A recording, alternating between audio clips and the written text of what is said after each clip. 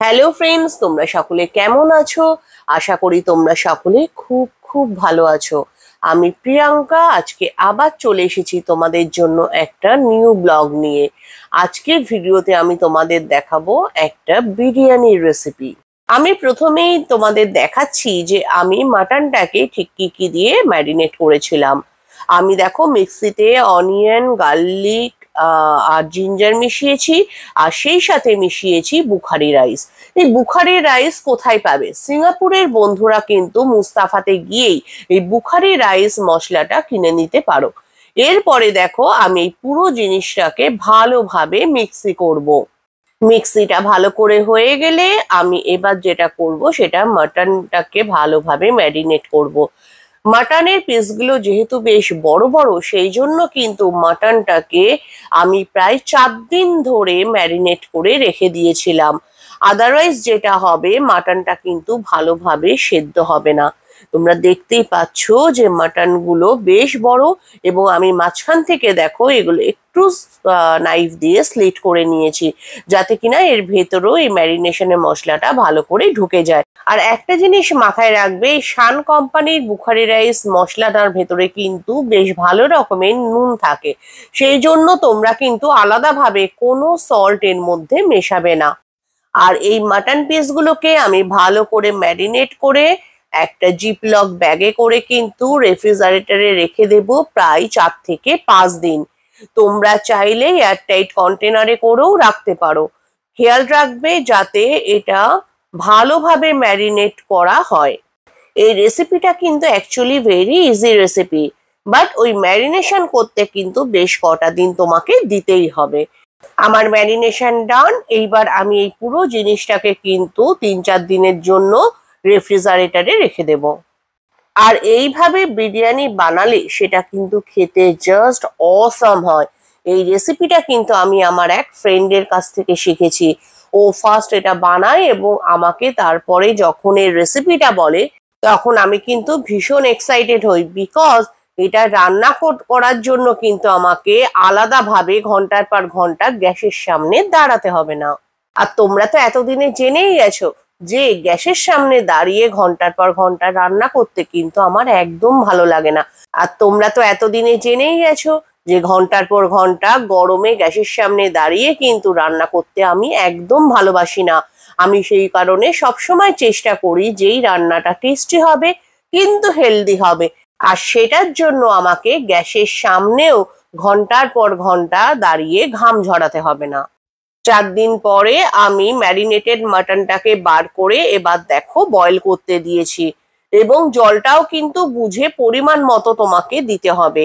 আর এই জলে কিন্তু খবরদার নুন মেশাবে না, কারণ এটা কিন্তু অলরেডি নোনতা হয়ে আছে বিকজ অফ বুখারি রাইস। এবার কিন্তু বেশ অনেকক্ষণ ধরে মাটনটাকে সেদ্ধ করতে হবে।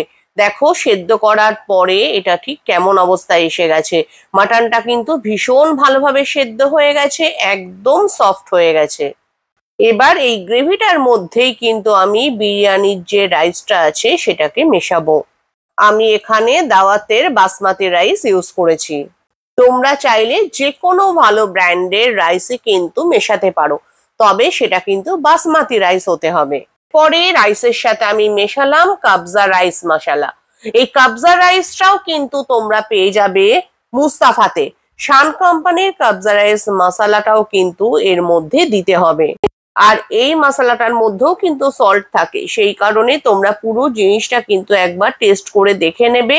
তারপর যদি তোমাদের মনে হয় এক্সট্রা সল্ট লাগবে, দেন তোমরা এক্সট্রা সল্টটা মেশাবে। আর এবার আমি পরিমাণ মতো জল দিয়ে এই চালটাকে দেখো সেদ্ধ করবার জন্য দিয়ে দিয়েছি। আর অন্যদিকে কিন্তু আলাদাভাবে ডিম সেদ্ধ করে রেখে দেবে আগে থেকেই, আর তাছাড়া একটু বেরেস্তা বানিয়েও কিন্তু রেখে দেবে। আমার এই বিরিয়ানিটার জন্য কিন্তু বুখারা রাইস আর কাবজা রাইস এই দুটো মশলা কিন্তু ম্যান্ডেটরি, কারণ আমি কিন্তু আলাদাভাবে আর কোনো মশলা ইউজ করিনি আমার আজকের বিরিয়ানিতে। আমার বিরিয়ানির রাইস রেডি। দেখো তাতে আমি এবার সামান্য ঘি মিশিয়ে দিয়েছি, আর তার সাথে মিশিয়ে দিয়েছি ডিম সেদ্ধ। তোমরা যারা আলু পছন্দ করো তারা অবশ্যই আলুটাকে আগে থেকে ভেজে রাখবে এবং এই বিরিয়ানির সাথে মিশিয়ে দেবে। আর বিরিয়ানিতে নুনটা কিন্তু তোমরা অবশ্যই নিজেরা টেস্ট করে তারপরে এক্সট্রা করে নুন মেশাবে, কারণ আমি বারবার বলছি ওই বুখারা রাইস আর কাবদা রাইসে কিন্তু বেশ ভালো মতো নুন থাকে।